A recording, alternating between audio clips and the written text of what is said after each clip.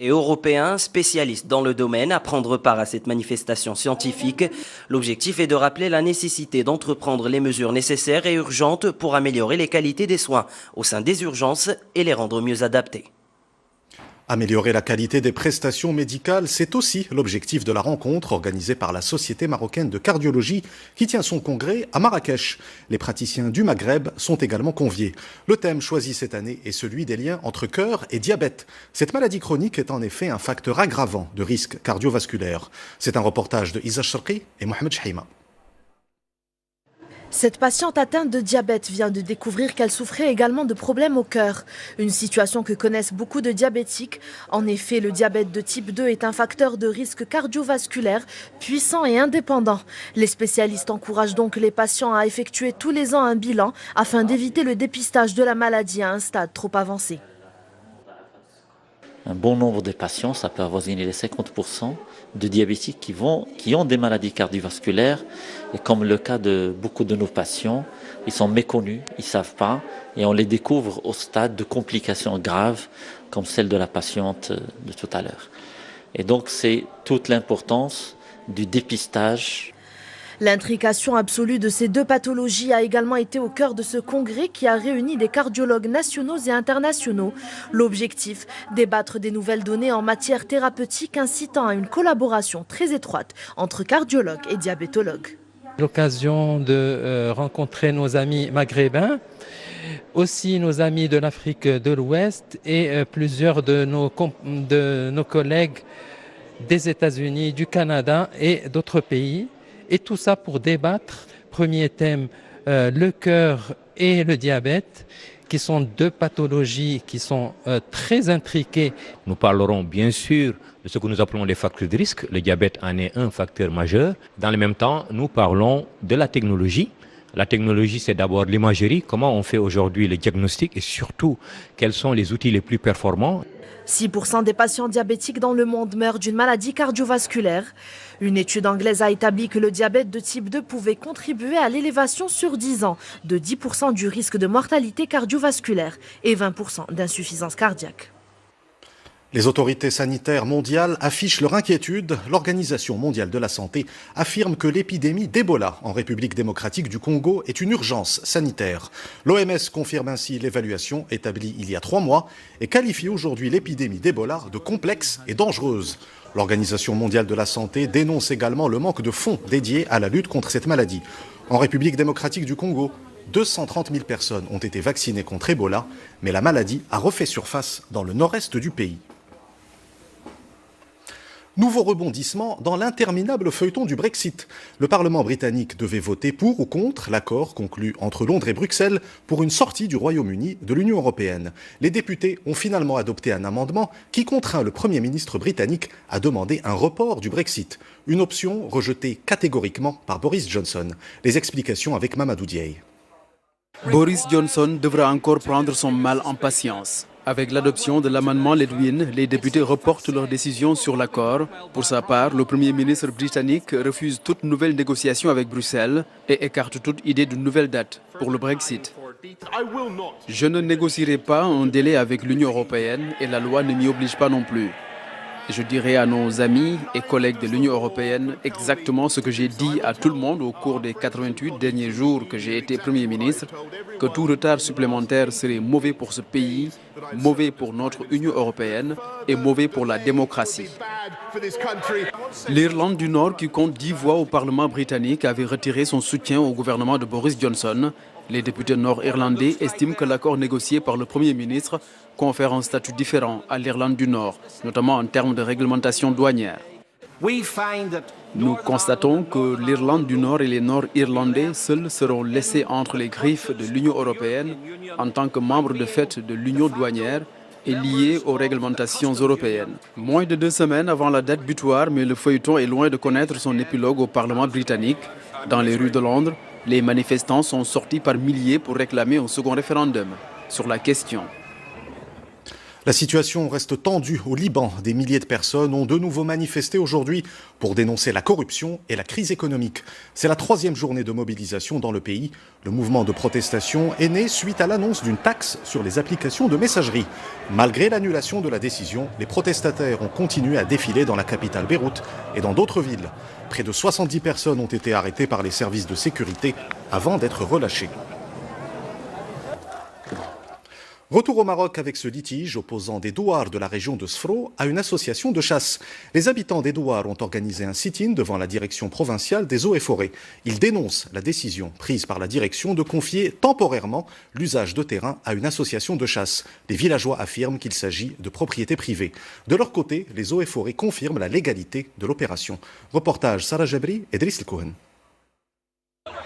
Non à l'autorisation de la chasse sur des terrains privés. Ces villageois issus d'une dizaine de douars dans la province de Sfro l'ont clamé haut et fort durant le sitting de protestation qu'ils ont organisé devant le siège de la direction provinciale des eaux et forêts. Nous avons été surpris par cette décision. Des pancartes autorisant la chasse sur nos propres terrains ont été installées sans avis préalable. Nos terrains ne sont pas des terrains forestiers. Nous refusons donc qu'ils soient amodiés à une association de chasse.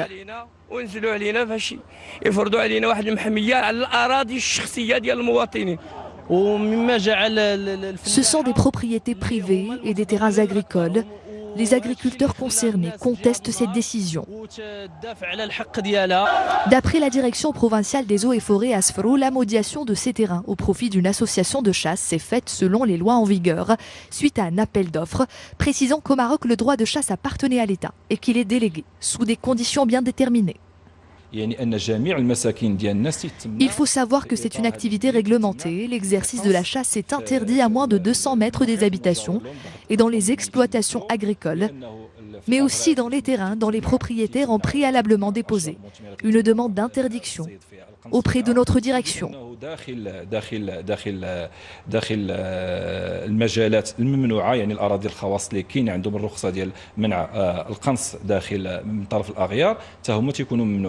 À noter que pour interdire la chasse sur un terrain, son propriétaire se doit, selon les lois en vigueur, de déposer une demande auprès des autorités administratives provinciales. Une demande qui doit être formulée avant le 1er du mois d'août, précédant la date d'ouverture de la chasse. Promouvoir et accompagner l'action des micro-entrepreneurs, c'est le thème d'une rencontre qui s'est tenue à Mdirk. 500 exposants originaires du nord du royaume et bénéficiaires de microcrédits présentent des produits du terroir et d'artisanat. L'événement permet aussi de développer leur savoir-faire grâce à des formations. La rencontre est organisée par le Centre Mohamed VI de soutien à la microfinance solidaire. C'est un reportage de Farid Reitou, le récit est de Rita Saha. En pleine installation de son stand, Soad dispose les produits 100% bio fabriqués par sa coopérative de Bnider, des huiles et autres lotions à base de plantes proposées au grand public. Quelques couloirs plus loin, c'est Fatima qui est aux commandes. Venue tout droit de Bel-Younej, cette femme entrepreneur donne toutes les techniques à ses apprentis pour fabriquer comme il se doit des filets de pêche de manière artisanale. Nous fabriquons divers produits. Et nous proposons également de former certaines personnes. Les formations ont d'ailleurs attiré du monde. Ce salon est une opportunité de faire connaître les produits fabriqués par notre coopérative aux habitants de la région et au grand public en général. Lors de ces 4e rencontres régionales du micro-entrepreneur, plus de 50 exposants ont proposé leurs produits ainsi que leur savoir-faire. Accompagner ces bénéficiaires d'associations de microcrédits, c'est d'ailleurs l'objectif de cet événement organisé par le Centre Mohamed VI de soutien à la microfinance solidaire. À travers cet événement, les exposants peuvent réaliser des ventes, faire connaître leurs produits ainsi que leur activité. C'est d'ailleurs l'une des priorités du centre, à savoir le soutien des bénéficiaires sur le marché. L'une de nos autres priorités est la formation des bénéficiaires des associations de microcrédit. Vendre, créer, apprendre, l'événement organisé à Mdirk a ravi professionnels, amateurs et grand public, l'occasion de faire de nouvelles découvertes et de donner ainsi un coup de pouce aux artisans du nord du royaume. Elles se sont distinguées dans la médecine, l'enseignement ou l'action associative. Un hommage a été rendu à Fès à des femmes qui s'engagent avec passion dans leur domaine d'activité. Elles sont également récompensées pour leur contribution au rayonnement de la ville de Fès et de sa région. C'est un reportage de Driss El Cohen, le récit est de Oussama Al-Baqali. Elles sont une vingtaine de femmes de la ville de Fès, œuvrant dans le secteur de la santé, de l'économie ou du social, mises à l'honneur par l'association Bouabat Fès à l'occasion de la Journée nationale de la femme marocaine. Parmi elles, cette militante associative, fière de passer le flambeau. Cet hommage me donne beaucoup de joie et je suis encore plus joyeuse de voir qu'il y a des jeunes femmes pour prendre la relève et continuer à lutter. Un hommage à des femmes qui montrent une volonté estimable de faire avancer leur ville ainsi que le Maroc. Des femmes sans qui le processus de développement serait moins fluide, tant elles montrent une abnégation, un dévouement et une passion à toute épreuve. Je suis passée de chef de département à vice-doyen chargé de la recherche scientifique et de la coopération, métier qui était exclusivement masculin au niveau de notre faculté. Et donc c'est juste pour dire aux femmes que c'est possible et qu'on peut tout y arriver. C'est un travail citoyen de mettre en valeur les femmes qui honorent la ville de Fès. Pour chacune de ces femmes, le trophée représentant la porte de Fès est une métaphore qui représente un avenir prometteur, qu'elle soit artiste, actrice associative ou entrepreneur. Nous ouvrons la page culturelle de cette édition avec le Festival international de théâtre à Marrakech. Pour cette première édition, l'événement a réuni plusieurs troupes nationales ainsi que des artistes venus d'Égypte, de Côte d'Ivoire ou d'Italie. Ce festival a également été l'occasion de rendre hommage à l'acteur Omar El-Azzouzi. C'est un reportage de Isa Sharqi et Mohamed Chahima. Le théâtre, l'une des plus anciennes formes d'expression artistique, est aujourd'hui à l'honneur de ce festival. Une célébration à laquelle participent plusieurs troupes théâtrales nationales de différentes villes du royaume et d'autres étrangères venues d'Italie, de Côte d'Ivoire ou encore d'Égypte. Ce festival est tout d'abord une célébration de cette ville de théâtre par excellence.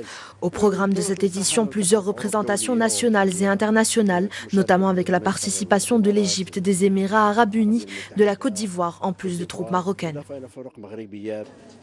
Le festival sera également l'occasion de rendre hommage à l'artiste et comédien Omar El-Azzouzi en reconnaissance de sa contribution qualitative dans l'enrichissement de la scène artistique marocaine.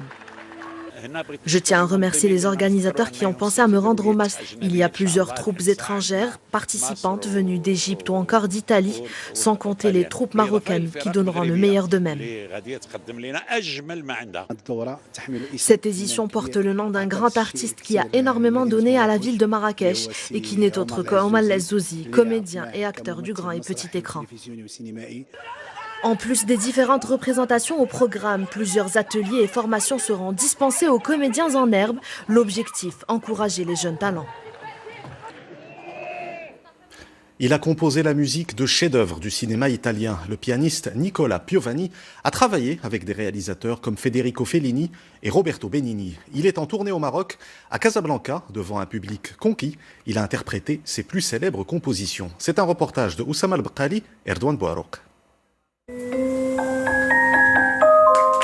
C'est sur ces notes familières, tirées de la partition qu'il a écrite pour le film Intervista de Federico Fellini, que l'artiste fait son entrée sur scène.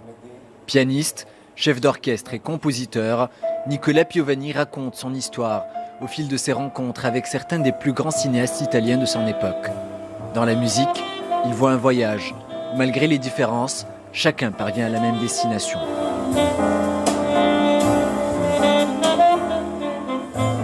La musique, c'est une langue qui va parler presque dans le même côté. Mais il y a quelque chose qui est toujours pareil. C'est l'émotion qui monte exactement à ce moment. Collaborant avec Federico Fellini, Mario Monicelli ou encore Roberto Benigni, aux côtés duquel il remporte l'Oscar de la meilleure musique pour La vie est belle, Nicola Piovani et son sextet font voyager, au piano comme à la mandoline, le public marocain sur ses airs transalpins.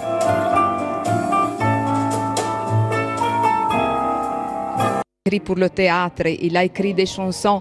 Il est très connu que dans le monde entier et donc je pensais que vraiment c'était une occasion de le faire connaître aussi au public marocain.